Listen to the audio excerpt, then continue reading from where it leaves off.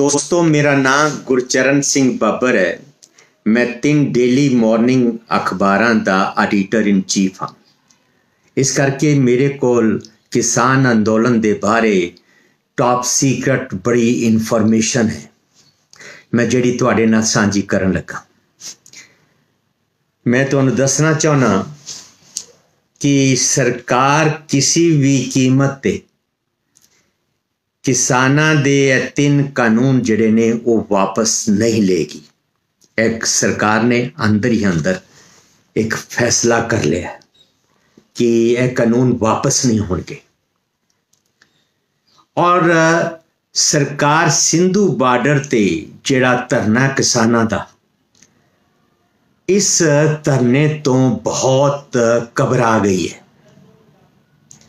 इस करके सरकार जिहड़ी है बहुत जल्द एक बहुत वड्डी कार्रवाई सिंधु बार्डर ते करन वाली है। सरकार ने तैयारी कर ली है। इस कार्रवाई दे विच सरकारी जो सूचना ने मेरे कोल सैटेलाइट के द्वारा काम हो रहा है, ड्रोन के द्वारा काम हो रहा है।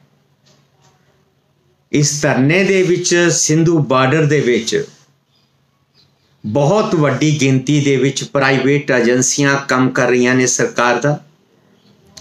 उत्थे इस गल का पता लगाया जा रहा है कि कितने बच्चे ने, कितनियां औरतां ने, कितने बुजुर्ग ने और कितने नौजवान ने और कितने लीडर ने। ये सूचना इकट्ठियां करके उसते एक ऑपरेशन करने की तैयारी की जा रही है।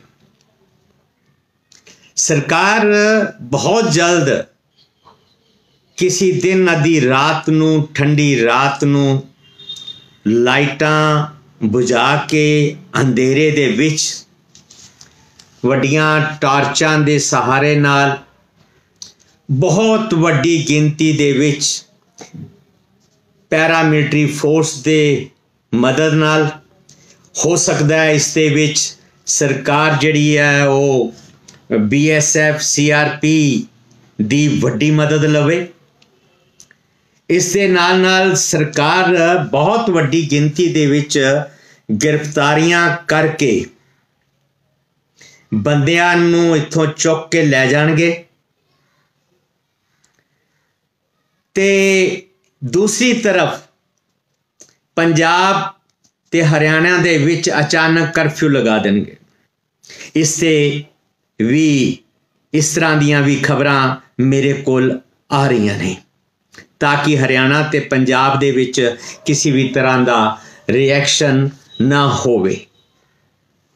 ये कार्रवाई जिहड़ी है बहुत वड्डे पद्धर ते होण जा रही है, क्योंकि सरकार ने किसी भी कीमत के उत्ते झुकना नहीं। RSS और BJP का एक फैसला है कि अगर असी किसानां दी इस मंग नूं मन लिया ते 3 कानून असी वापस ले ले ते मोदी दी वो जिहड़ी दहशत है, मोदी दी जिहड़ी परसनैलिटी है वो खत्म हो जाएगी। फिर साडे वास्ते अगे बड़ियां मुसीबतां खड़ियां हो जाणगियां कि मोदी चुकदा है। हुण तक एक मोदी ने अपना इंप्रैशन बना रखा सी कि मोदी ना चुकदा है ना डरदा है। मोदी अपनी गल तो पीछे नहीं हटता।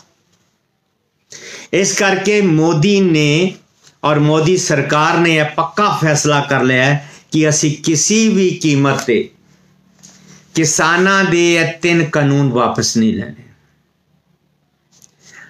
सूत्र जिहड़े टॉप सीक्रेट खबरां दे रहे ने, उन्हां दा कहना है कि संघ परिवार ने मोदी दी पूरी मदद करन दी ठान लई है। BJP दा ब्लॉक लेवल दा लीडर भी मोदी दी मदद करेगा। सरकार पूरी ताकत इस्तेमाल करेगी और इस एजिटेशन ਨੂੰ ਕੁਚਲਣ ਦੀ पूरी कोशिश नहीं की जाएगी, कुचल ਦਿੱਤਾ जाएगा। ऐसे हालात ਦੇ ਵਿੱਚ मैं बहुत सीनियर बंदा, ਮੈਨੂੰ लगता है बहुत ਵੱਡੀ ਗਿਣਤੀ ਦੇ ਵਿੱਚ ਲੋਕ ਜਿਹੜੇ ਨੇ ਇਸ ਸਰਕਾਰੀ ਕਾਰਵਾਈ ਦੇ ਵਿੱਚ ਮਾਰੇ ਜਾ ਸਕਦੇ ਨੇ, बड़ी वड्डी गिनती विच जख्मी भी हो सकते हैं, बहुत वड्डी तादाद दे विच, क्योंकि सरकार ने नहीं मानना। सरकार ने पूरा अपना मीडिया मुट्ठी च कर लिया। मीडिया सरकार दा पक्ष लेगा, सरकार नू जस्टिफाई करेगा, सरकार दा जिहड़ा कार्रवाई है उसनू ठीक ठहराएगा, और सारी सरकारी मशीनरी, जितनी सरकारी मशीनरी है वो सरकारी मशीनरी इस एजिटेशन नू कुचलन दे विच, दबाण दे विच काम करेगी। ते मेरी किसान नेतावां नू, लीडरां नू एडवाइस है वो सिर्फ यह ना सोचन कि वो सिंधु बार्डर ते बैठे ने ते सरकार दूसरी तरफ कुछ नहीं कर रही। सरकार दूसरी तरफ पूरा ऑपरेशन करन दी तैयारी कर रही है, पूरा ब्लूप्रिंट बन चुका है, एजेंसियां टॉप सीक्रेट लग गई ने,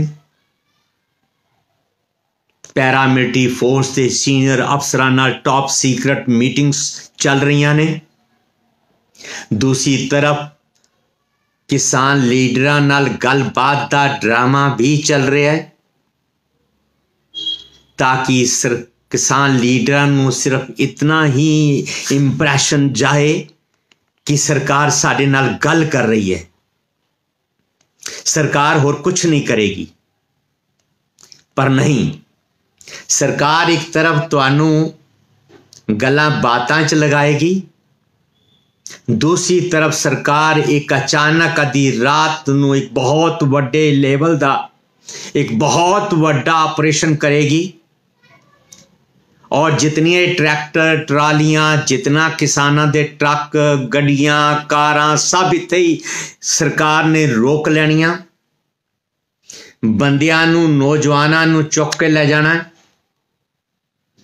ते दूर दराज लैके जेलों विच और टंपरेरी जेलों बना के उत्थे रखना। सरकार किसी भी कीमत ते 3 काले कानून वापस नहीं लेगी। जे किना किसी दे मन विच इस गल दा भुलेखा है तो वह कट देन। ए मन लो कि तुसी कि सरकार बहुत जल्द एक बहुत वड्डी कार्रवाई करने वाली है। मेरा मकसद सिर्फ और सिर्फ इतना है कि मैं किसान लीडरां नू अलर्ट कर देवां कि तुसी होशियार रहो कि यह कार्रवाई होगी, होवेगी। यह कार्रवाई हो सकता है टिगरी बॉर्डर ते भी होवे एट ए टाइम। ये भी चांस ने कि गाजीपुर दी तरफ भी नाल करन, पर जो हुण तक दी खबर है मोदी सरकार सिर्फ सिंधु बॉर्डर तो घबराई है। सरकार दी चिंता सिर्फ सिंधु बॉर्डर है। सरकार सिंधु बॉर्डर ते बहुत जबरदस्त ऑपरेशन करन दी तैयारी विच है।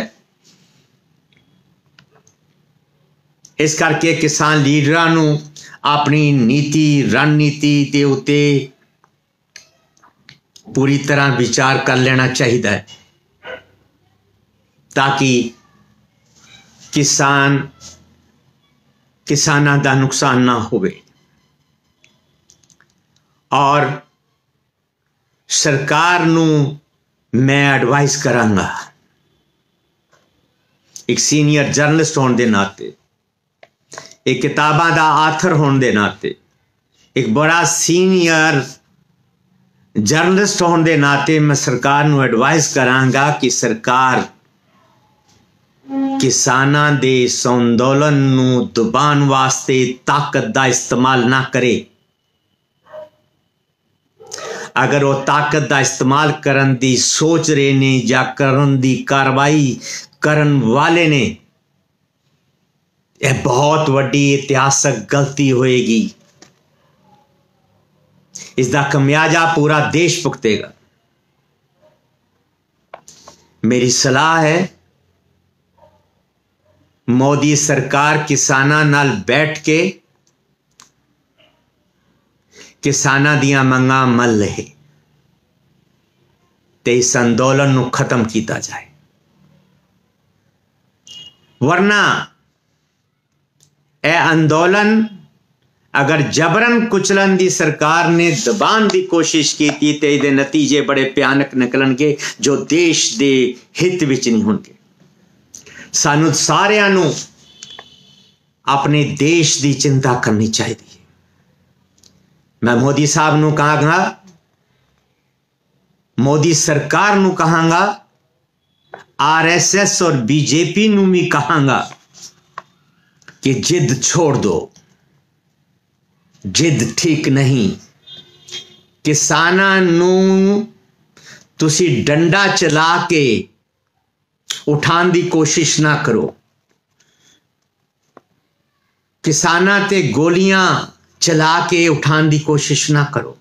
आंसू गैस दे गोले छोड़ के पानी दियां बौछारां करके उठाने की कोशिश ना करो, वरना इसका असर किसानां दे पुत्रां ते पहुंचेगा जेड़े देश की सरहदां ते बैठे ने, जेड़े फौज विच ने, जेड़े पुलिस विच ने, जेड़े BSF विच ने, जेड़े CRP विच ने, जेड़े IAS ने, जेड़े IPS ने, ये सारे रिएक्ट करनगे। इस करके सरकार नूं चाहिए ना वो धमकी दे और ना वो इस अंदोलन नूं दबाण वास्ते ताकत का इस्तेमाल करे। मैं एक बारी फिर अपने किसान वीरां नूं रिक्वेस्ट करांगा कि वो भी अपनी टॉप सीक्रेट रणनीति बनान कि किस तरह मोदी सरकार नाल निबड़ना है, किस तरीके नाल गलबात करनी है, किस तरीके नाल अपने किले नूं मजबूत रखना है। मैं इतने शब्द कह के मैं तुहाडे तो क्षमा दा जाचक हां। वाहिगुरू जी का खालसा, वाहिगुरू जी की फतेह।